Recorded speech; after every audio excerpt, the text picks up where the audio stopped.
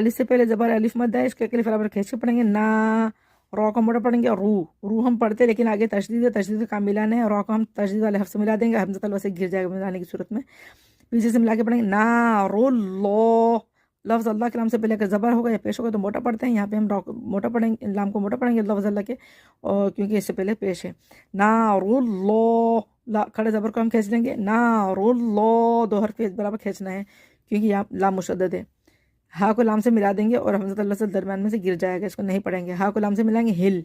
نار اللہ ہل،